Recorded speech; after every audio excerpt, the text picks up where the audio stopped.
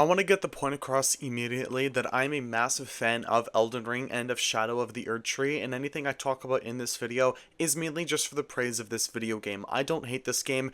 It is a difficult video game, yes, but that does not mean it is a bad video game, so let's get right into the discussion. Elden Ring is not a hard game, but it is painfully amazing, and in this video we're going to be going really into that type of discussion. In this video, I'm not one of the people that are just going to be telling you to get good. I have made those statements in past videos before, but if you do find Elden Ring to be a challenging video game and you want help, say from mimics, from other players, I'm not going to bring you down for that. I have used that in every single boss I have fought so far in the game, and it has been just an amazing help. The two big bosses I did with Shadow of the Erdtree, Renala the bitch knight, I fucking hate her, and the dancing lion, I used mimics and I used summons to help me beat the bosses. There is no issue in doing that, and it just makes the game that much better when you have access to more accessibility tools and help like that instead of just relying on your skill.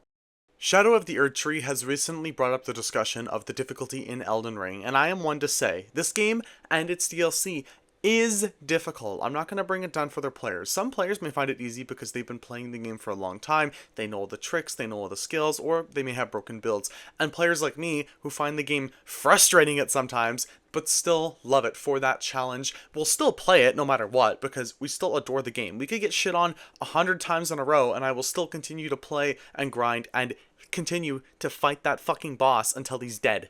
Like one of the new bosses that a lot of people have been having problems with for Shadow of the Erdtree, Renala, the twin-sworded whatever the fuck bitch knight. I call her the bitch knight because I fucking hate her, but she was a massive challenge for the Elden Ring community, and one of the first ones, right? Because, oh, it's just some bitch with two swords, we'll easily take her out, and she was fucking like two-shotting people, right? People were having issues with this game and with that boss. But in no way does that make Elden Ring bad because people find a boss difficult. People will grind, people will level up, and people will overcome the bosses that people have been being stuck on since the start of the fucking Souls genre and since the start of Elden Ring, right? Everyone had these issues with the fucking horse knight, I'm forgetting its name.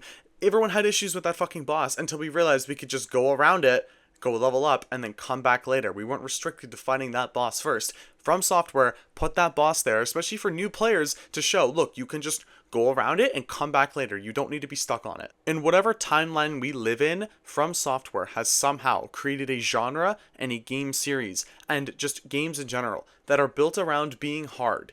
And somehow, it's one of the most successful genres in the entire industry. I'm amazed by what From Software has done with the Dark Souls genre. I am personally a massive fan of Elden Ring. Like, I bought into it immediately. I was extremely excited for it, and I had very little hype for it until launch, and then I saw the gameplay, and I'm like, holy shit, I need this game as quick as possible. And Shadow of the Erdtree was a fucking pre-order. I already knew I was playing that the second it came out. And Elden Ring was my first Souls game experience. You can say, you know what, look, Elden Ring is a game that has brought a lot of people into the Souls genre. I would love to play games like Sekiro, Demon Souls Remake, even the old Dark Souls games, just to get a taste of what From Software created then. I know obviously they're old, and I would personally love to see remakes, especially because I keep seeing a lot of bitching about Dark Souls 1 and it not being like difficult, but the runs to the bosses just being unbelievably long, so I'm not a fan of those. I love how in Elden Ring they do put a lot of the sites of grace really close to the boss sections, so I don't have to fucking run for 5 minutes just to get to a boss. It is actually a big quality of life feature that Elden Ring has over past games.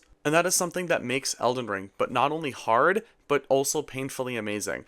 Everything that has culminated from every single Souls game From Software has ever created is in Elden Ring, and it makes it all the better because it's open world as well. This game is just a perfection of Souls open world, like a culmination of that, and it's absolute perfection. And I love what From Software has done.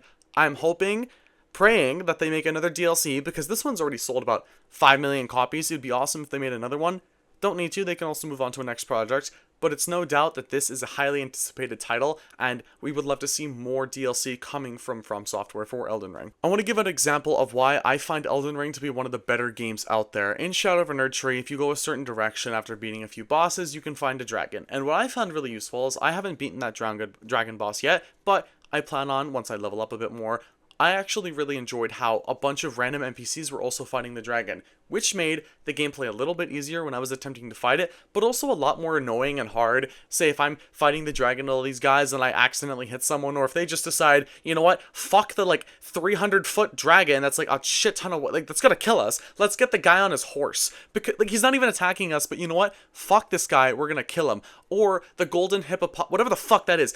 I went into that boss and immediately got fucking like hammered. I immediately got destroyed. I went back into it again and was like, okay, doing some damage. I'm like, this is fucking easy. And then I got to its halfway point later on, and I'm thinking, okay, fuck this game. I'm gonna leave now and come back later when I'm higher level, which is exactly why I think Elden Ring is just one of the better games like that, because a lot of games may restrict you if you're at a boss. You know, you gotta fight it to proceed. But in Elden Ring, even though it is very hard, and especially in the first few bosses of Shadow of the Erdtree, to progress without killing bosses, there's still a ton of areas you can go to without killing bosses. I think I fought like 3 side bosses without even touching one of the first main ones. There's a lot of content here, even if you don't touch the first few bosses. The insane amount of area and space that I am still finding in Shadow of an Erdtree is kind of crazy. I found this whole underground area, like, thinking, what the fuck? Like, what am I running into? It is exactly like how Elden Ring was formed when I first started playing it. It just kept going. It just didn't stop, and I'm just thinking, holy shit, there's so much content, so much to explore here. It just won't actually stop,